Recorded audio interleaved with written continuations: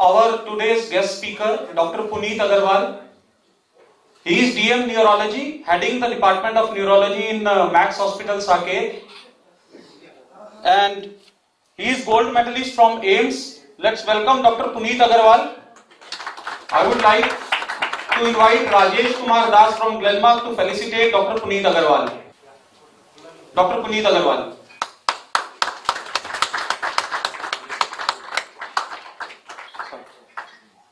So today I have changed my topic of presentation. So basically I am presenting some interesting cases which are of interest to you also, and which are very common cases come in the clinical practice, and how we can manage these cases in the modern neurology in using the newer techniques. So this idea was given by Dr. Chauhan. I appreciate that idea. So I'll present certain cases of very common cases of stroke, epilepsy, having a very odd kind of presentations, and how we approach these cases here in Max Hospital.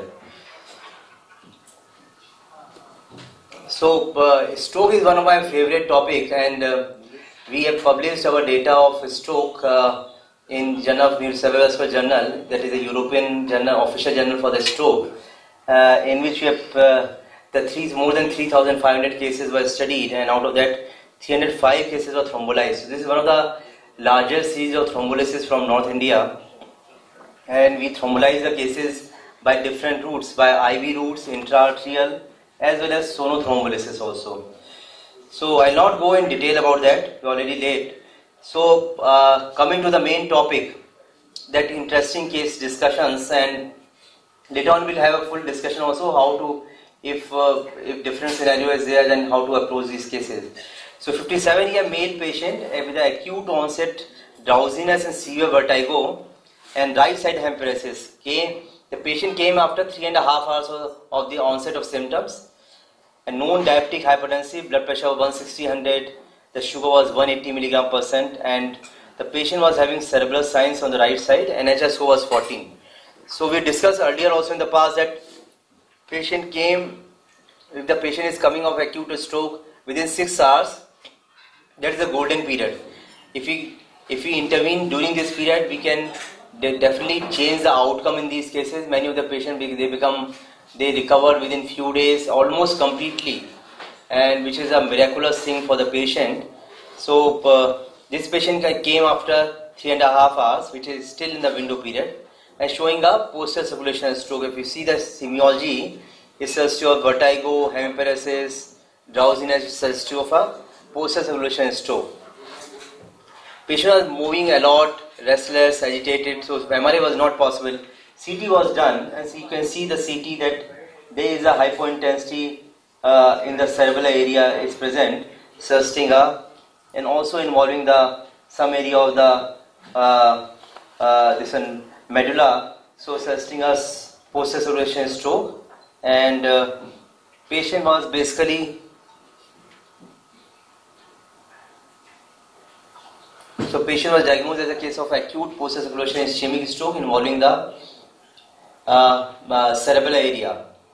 So possibilities are either patient is having a pica-TAT involvement, if you see the clinical symptoms as well as the radiological features, or maybe involving some partial involvement of basilar artery is not involved if you see the semiology of the patient. So basically a vertebral artery involvement is there, or the pica-TAT involvement is there. So the management is either we can go with the IV thrombolysis, or we can use the IV as well as we can do the you can say we can choose the intervention approach, also known as a bridging thrombolysis, in which you do the intravenous thrombolysis as well as by putting a catheter through the femoral root, you go inside and you do a thrombectomy, mechanical thrombectomy is done. So this is known as a bridging thrombolysis. Third is a intra-arterial thrombolysis alone, and fourth is a sonothrombolysis, that is using a TPA as well as a TCD. So ideally in these cases, because patient is having came within 3.5 hours, so as I think all of you we have discussed many times in the past also, if the patient is coming within 4.5 hours, the IV route is preferred first. If the patient is coming after 4.5 hours up to 6 hours, the intra-arterial thrombolysis should be tried. That's a recommendation by the American Heart Association as well as the Indian Stroke Association. So in this case, the bridging thrombolysis was chosen after discussing with the attendant. So intravenous thrombolysis was done. The TP was given in full doses, 0.9 milligram per kg, and followed by the patient was subjected for the DSA for the mechanical thrombectomy if possible. So the DSA was done, which is showing, if you can see here, the right side, there is a block was there in the pica territory. So distal to pica on the right side is completely blocked, which is matching with the clinical picture of the patient.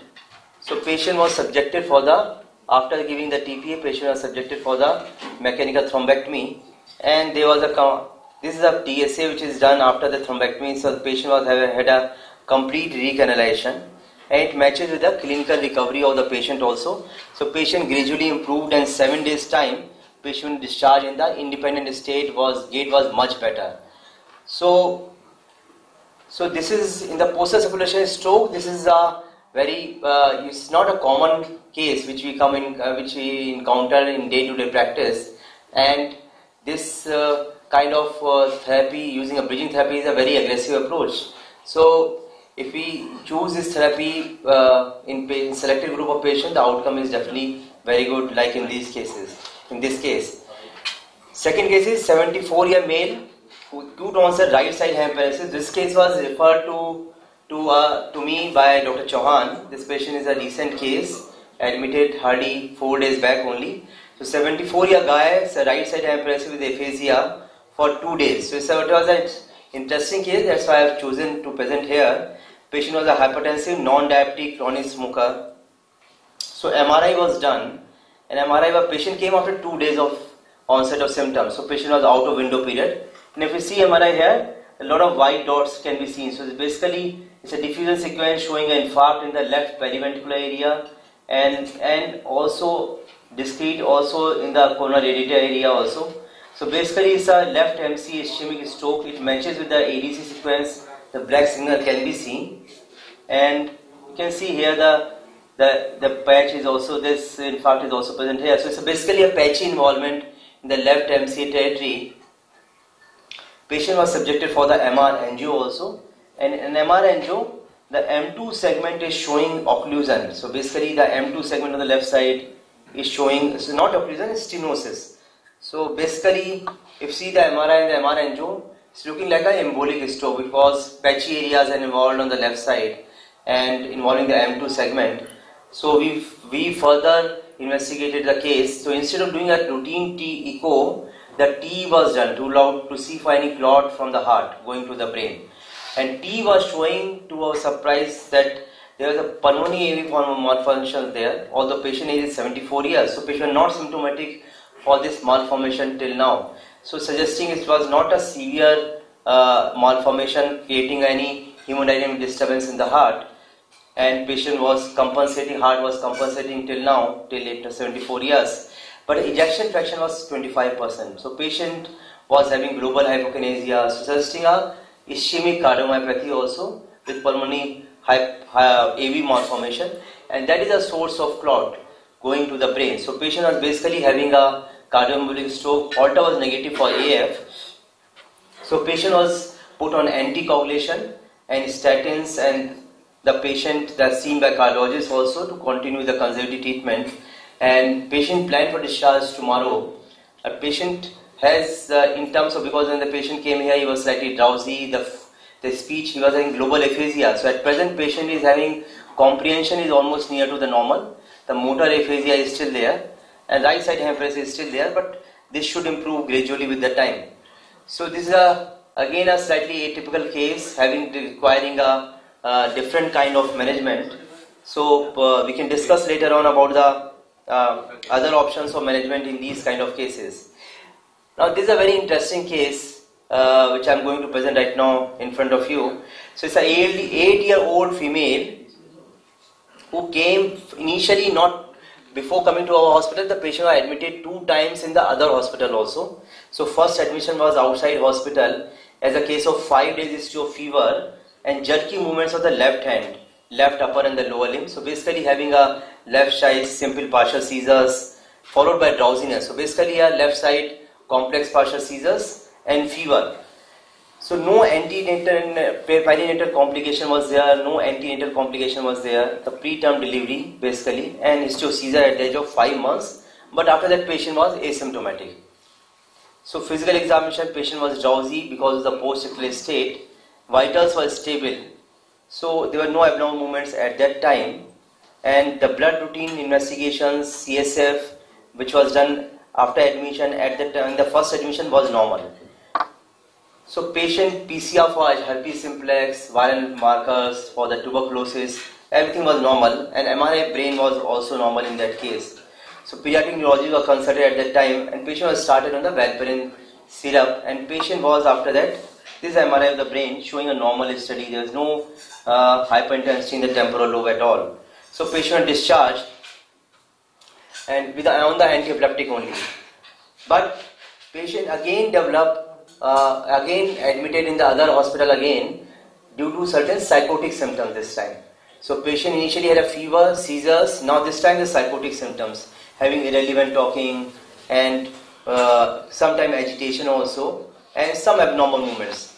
So the patient, basically is now the patient, if you see the total scenario, the patient having fever, seizures, now psychotic manifestation, and herpes is negative till now. So non-herpetic encephalitis is one of the possibility in these cases. So patient was this time now investigated for the other etiologies also, like acute rheumatic fever with or porphyria or some poisoning kind of thing, or Wilson disease. So rare possibilities were also investigated, and everything was found to be negative. For Wilson, the cellular plasmin was measured, that is normal. Mycoplasma pneumonia serology, that is negative. ASO titer normal. Echo was normal.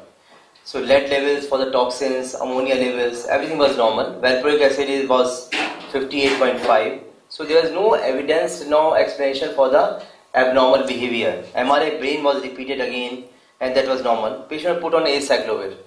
Just assuming that PCR for herpes may not be one-time report may not be correct, and or may not be because PCR is not 100% diagnostic for herpes. So that's why the acyclovir was started, and MRI brain was normal as I told you. So patient had some static course, mild improvement for 2-3 days, but started having again abnormal movements instead in form of coriform movements, which are present mainly in the left side, and dystonic form movements are also there involving the face. So facial dyskinesias are present. So patient was having fluctuating blood pressure and heart rate, suggesting an autonomic involvement also.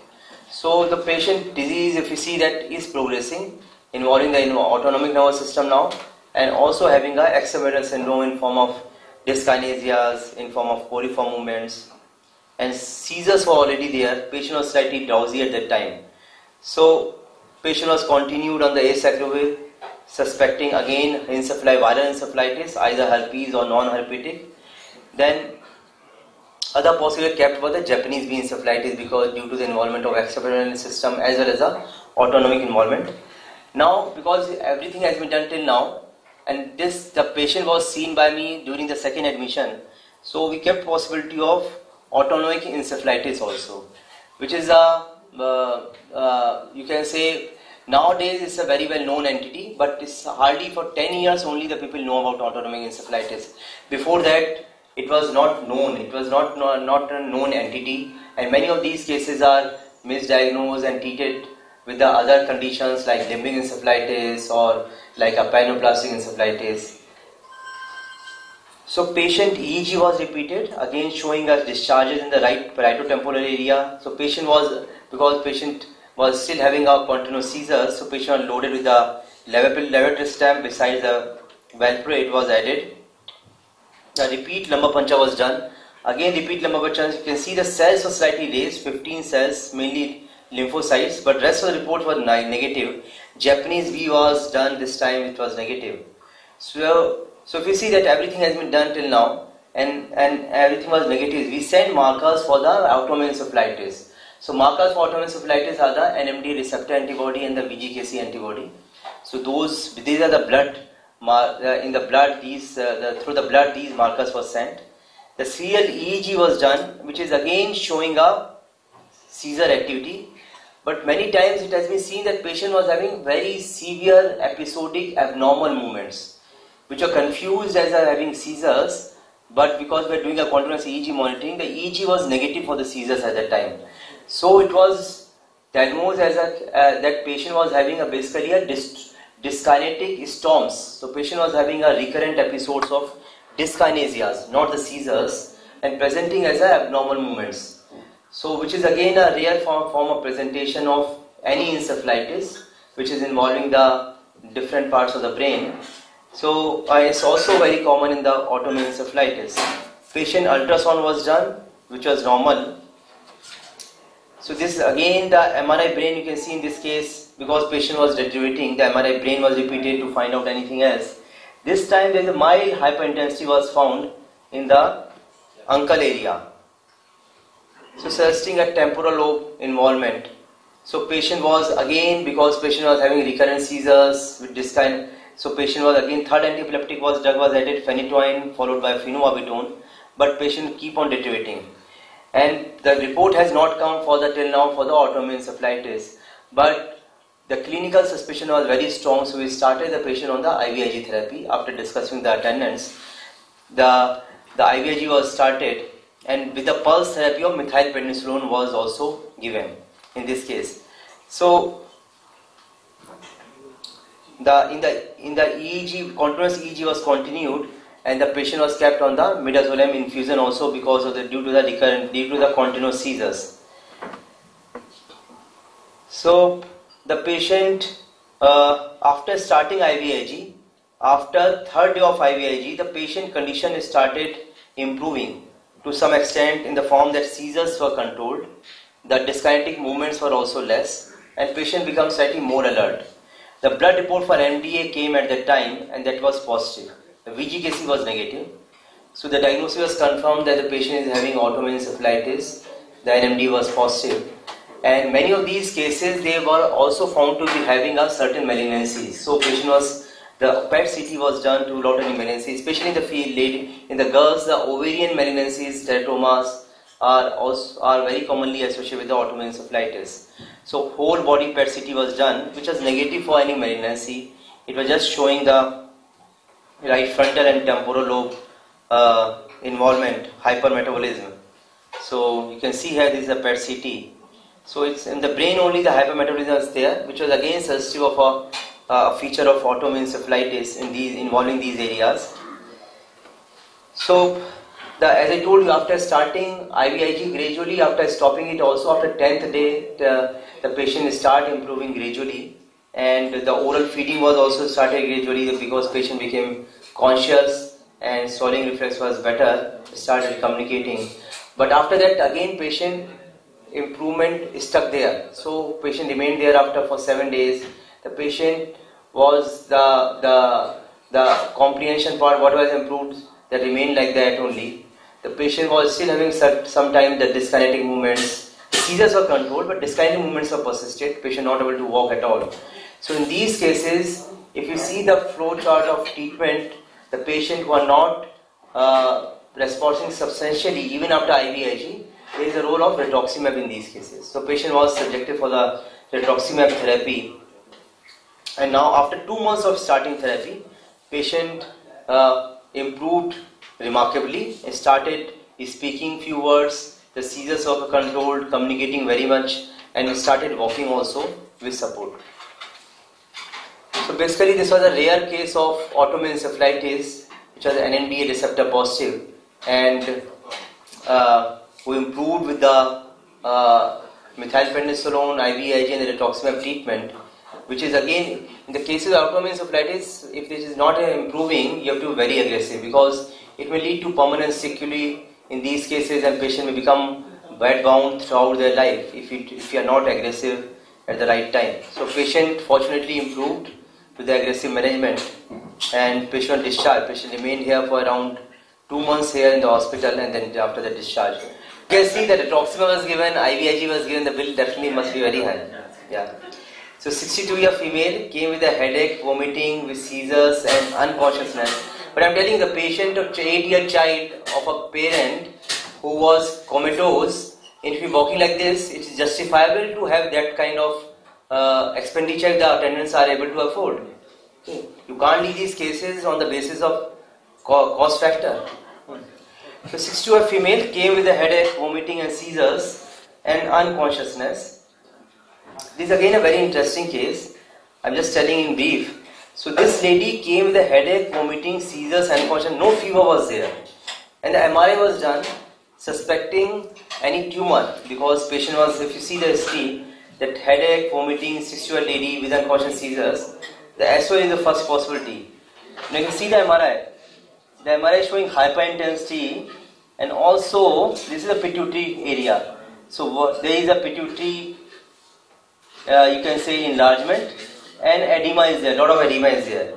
And this MRI you can see here, this is a contrast MRI, very classical, you can see the pituitary enlargement. Okay.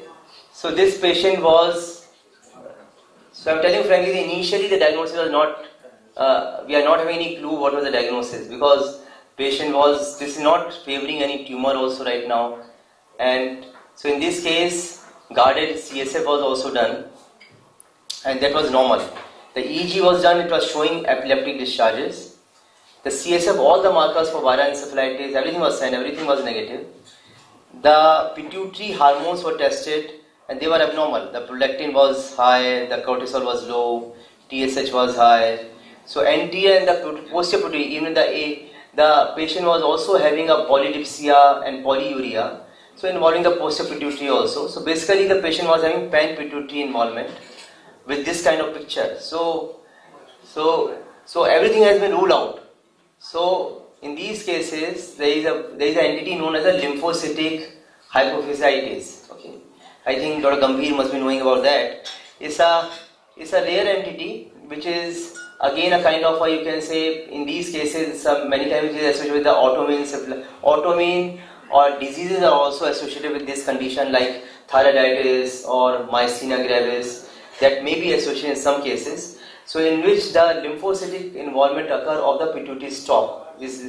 And the reason is still not known why it happens. It happens, various triggering factors are there, and it is a self-limiting condition, but sometimes the steroids are required. So we treated this case with a steroid, and all the hormonal supplement was given. When the patient came, she was drowsy, unconscious, remained unconscious for 4 days, having seizures, recurrent seizures. And after supplementing all these, and this MRI which was done after 2 weeks, after 1 month. So patient is coming to me for the follow-up, then we got MRI done. But after 7 days, patient started improving gradually, patient became conscious, seizures were controlled, and within 10 days patient discharged also in a walking state. But patient was having certain features like gait instability was there, slightly drowsy, communication skill was poor. After 1 month, patient completely recovered, and this MRI which was done after 1 month, you can see it is almost normal. So it's a self-limiting condition, which is steroids may be required in the acute stages, and if you diagnose this condition, then it's really, it gives a good, it's a rewarding thing for the patient also, that if you supplement, if you supplement the hormones properly, you give a short-term steroid, patient recovered almost completely in these cases.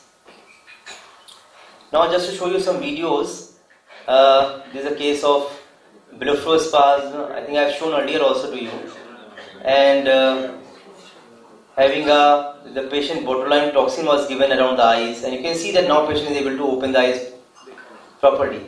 So I have shown last time, I think. Now this video I have not shown earlier. So this is a patient who was having a very severe Parkinson disease, which was not controlled with any of with even the high dose of medication, and the patient came from Oman. You can see the patient here, but tossing like anything, not able to sit properly, not able to stand at all, even with support. when the patient came to our hospital, so having a severe dyskinesias and very high dose of medicine, and this is a patient after DBS, deep brain stimulation. So patient was no dyskinesia at all. So at this stage, we have not started any medicine also. So this is without medication patient. And that patient was walking just like a normal person. So many of these cases who are having a very severe dyskinesias due to syncope in Parkinson disease, they improve remarkably after doing a DBS surgery.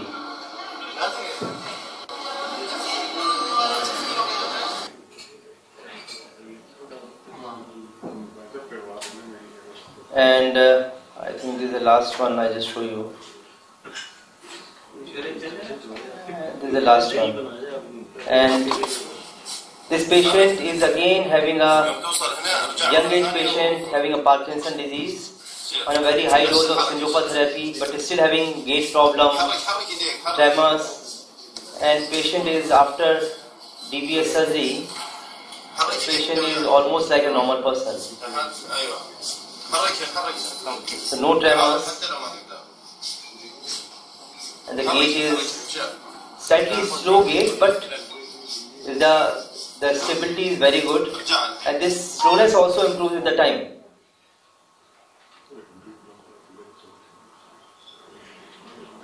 And just last one.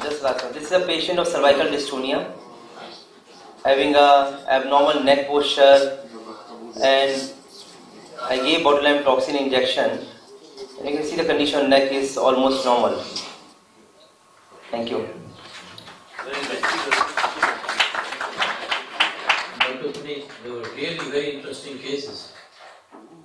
Sir, I have a few questions. Friends, preserving the ischemic penumbra is indeed very satisfying if you do it within the first 3 to 4.5 hours. Dr. Puneet, recent neuroimaging, would you go for a CT scan or do you go for a diffusion weighted MRI? Yeah. So the CT scan, plain CT scan with 5 meter curves, that is the gold standard. That should be followed after. That should be done after a case of having acute stroke coming in the window period. But having said that, if you are having a rapid facilities of doing a rapid MRI sequences and the rapid interpretation, which is most important, because in MRI the interpretation is most important, then you can go with the MRI also. Like in our hospital, we are doing MRI only 3 sequences, the diffusion, ADC and GRE, and we ourselves interpret the MRI. One of the neurologists always there in the MRI room. So we can take a quick DC and we can thrombolize. So there is no wastage of time in comparison to doing a CT scan. So in those centers you can go with the MRI also, because the advantage of MRI is in the small strokes or subtle strokes, having a subtle findings. Many times the CT scan you are having confusion whether the patient having a stroke or not, or sometimes there is a stroke mimickers are there, like patient having multiple sclerosis or any tumor.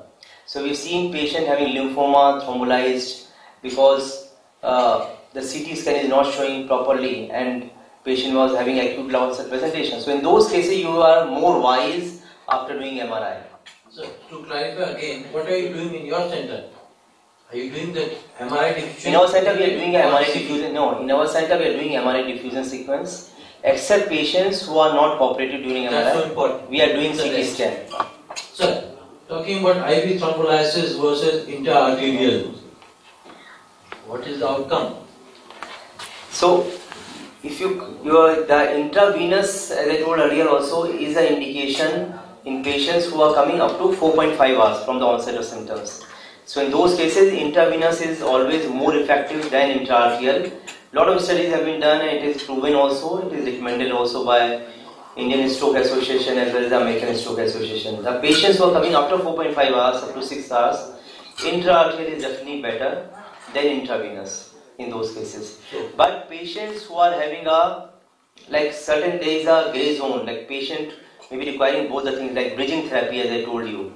In one case I have shown you, so in which you can go with the intravenous. So patient having a post-circulation stroke, basilar artery thrombosis, patient having a MCA-30 stroke. In those cases, intravenous is hardly effective in 8 to 12% cases. Okay? So in those cases, the bridging combination therapy is always better than using. So that's so important. So if you have a large infarct, especially with the MCA involved, you go for So again in the large so not combination. So we go with a combination. So intravenous again should be given, because what happens when you're shifting patient DSA, it takes around half an hour to shift the patient, and so you are wasting your time. So the time is again, so you should start with the intravenous, don't waste the time, so that some thrombolytic flux should reach to the brain and the patient can be shifted to the DSA lab, and then where the mechanical thrombectomy can be done. Sir, Lancet Neurology, April 2015, talked about, compared the TNK versus the TPA. They said there really isn't any difference. Even the hemorrhage probably is same. So what's your talk about it? TNK, tenecteplase basically is one of the only promising drug in when you compare in the besides TPA for thrombolysis, and the proper and phase 3 trials are still yet to come, but till now whatever results have shown is a promising drug. It has shown that it is equally effective and it is more tissue specific, so possibilities are there that chance of hemorrhage will be less as compared to the TPA. So I think we have to wait for the data to come, but still definitely it's a promising drug. Sir, regarding Dr. Chauhan's patient, that 74-year-old man who had a left MCA infarct, what did you do? Did he have a malignant cerebral edema also? No, that patient was not having malignant, because this patient was not having M1 segment stenosis, occlusal. So this patient was having M2 distal stenosis. So these patients, they don't develop malignant edema.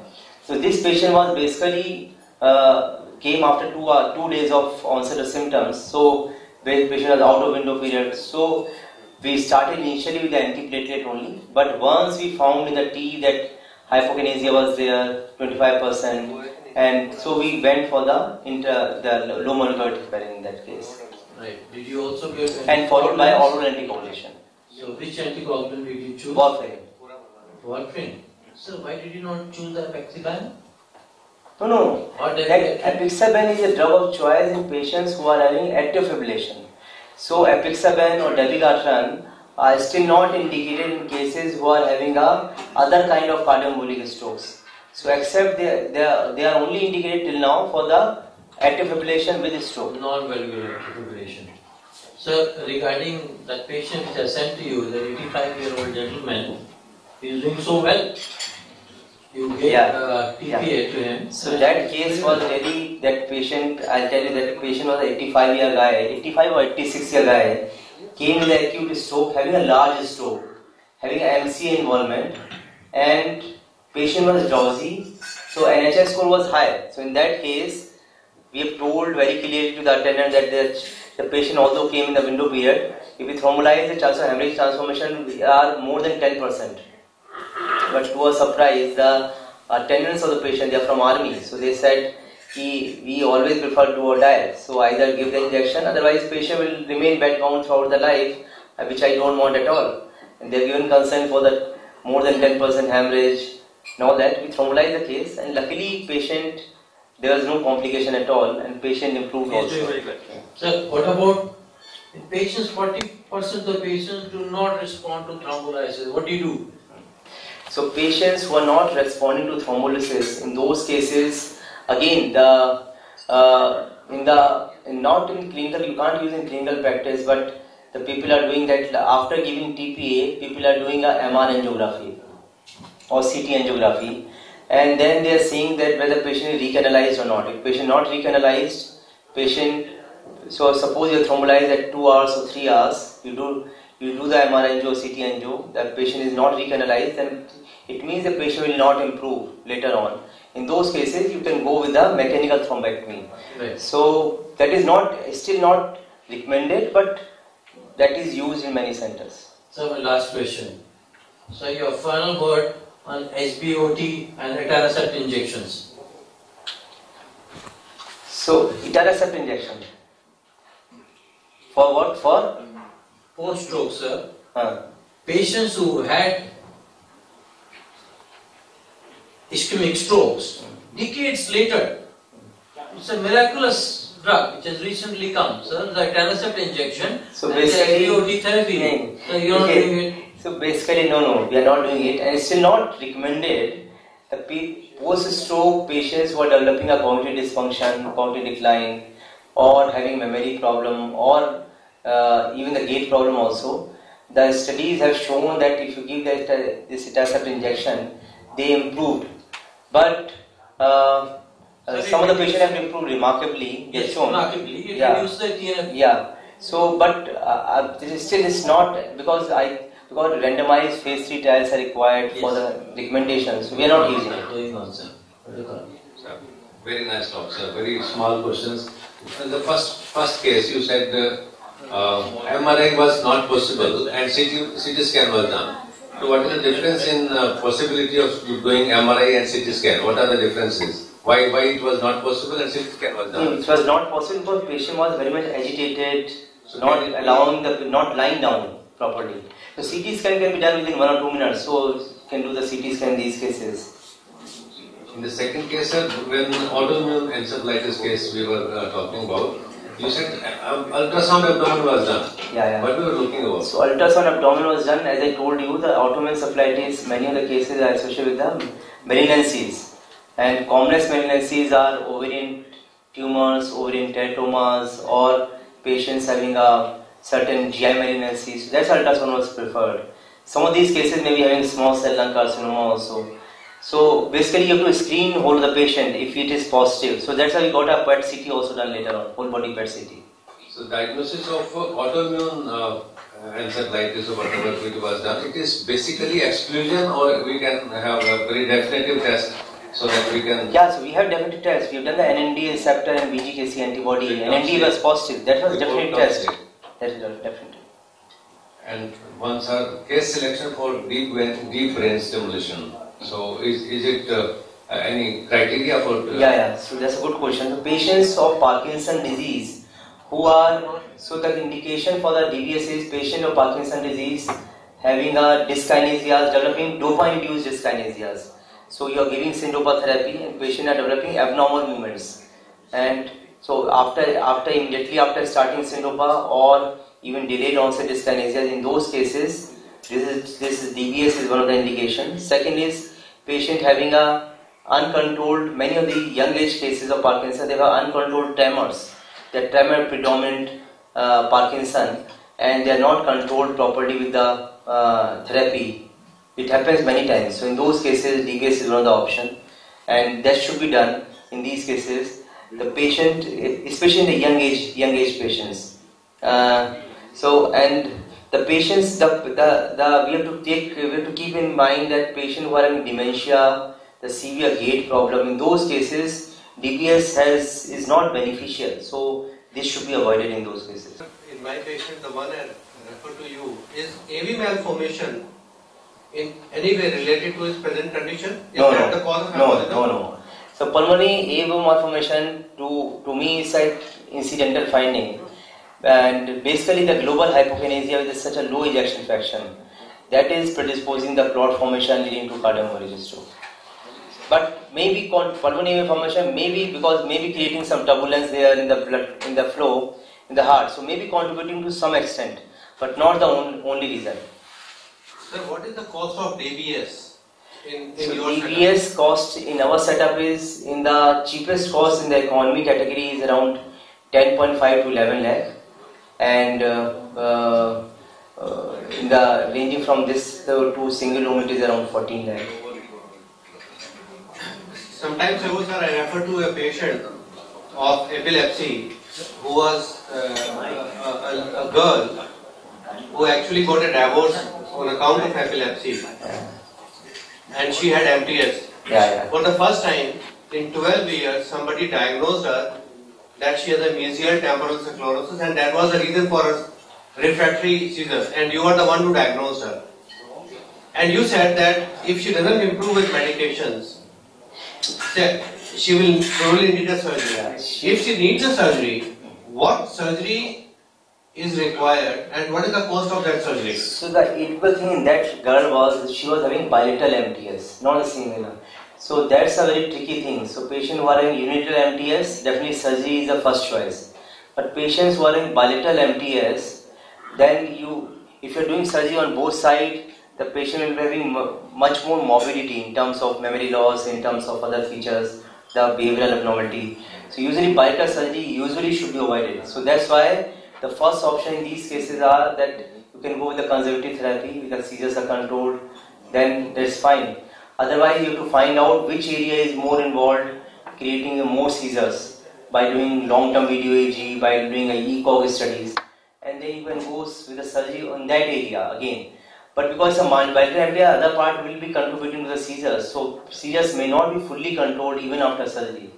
So that girl was really a tricky girl. If we go for surgery, it may not be successful. So my two questions, and very important questions. Most of us believe in vaccinating our patients with, we practice diabetes and we give a lot of vaccinations. I'm sure there's a pitfall for the vaccinations, and there are a lot of issues with vaccinations. What is your view on vaccinating routinely for influenza, for pneumococcal, these two vaccines? In terms of neurological diseases, the pneumococcal influenza vaccination can be done unless patient is having some immunocompromised disease, like having a HIV kind of thing, having an encephalopathy, or patients who are on immunosuppressants, like patients who are getting like rituximab kind of thing, azathioprine, methotrexate. In those cases, definitely this kind of vaccination may create problem, may lead to some superimposed infections, and otherwise it can be patients patient having epilepsy or patient having stroke. This vaccination can be done. There is no problem. Sir, my last question. Many times, sir, these days, I am 50 plus. Actually, I am 54. When I see people in a marriage party, I know the person, who the person is, but I forget his name. Yeah. So, do I need to see you for this, or is it okay? Is it after alcohol, before alcohol?